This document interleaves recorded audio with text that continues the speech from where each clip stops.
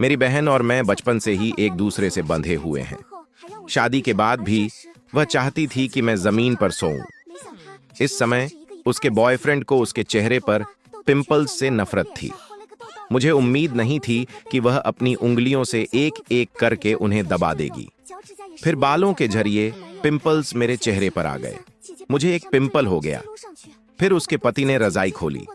उसने पाया कि न सिर्फ उसका पेट छोटा था, बल्कि उसकी जांघों पर भी बहुत ज्यादा फैट था। मैंने 10 साल से अपने पैर के नाखून नहीं काटे थे। उसका बॉयफ्रेंड बहुत नफरत से भर गया।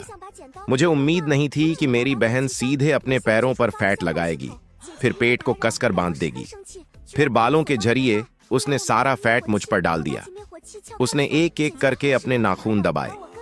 अगले ही पल उसके सारे नाखून मेरे पैरों पर थे और मेरी बहन का फिगर एकदम परफेक्ट है। मैं उसका कूड़ेदान बन गई थी। इसलिए मुझे गुस्सा आया और मैंने कैंची से अपने बाल काटने का मन किया। मैं कैंची तोड़ना नहीं चाहता था, मैं उसे सिर्फ लाइटर से जला सकता था। मुझे उम्मीद नहीं थी कि फायर सिस्टम चालू हो जाएगा। मेरी बहन बहुत गुस्से में थी क्योंकि उसे परेशानी हो रही थी। उसने मुझे दरवाजे के बाहर बंद कर दिया।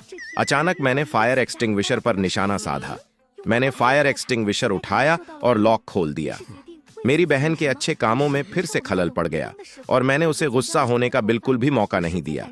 मैंने उसे फायर एक्सटिंग्विशर से फ्रीज कर दिया। फिर मैंने अपने बाल फिर से फ्रीज कर ली। आखिर में मैंने बेड़ियां खोल दी। कुछ मिनट बाद मुझे कंट्रोल करने के लिए मेरी माँ ने हमारे बाल एक साथ बांध दिए। उन्हें मुझे हर जगह ले जाना पड़ता था। एक दिन हम एक भिखारी से मिले।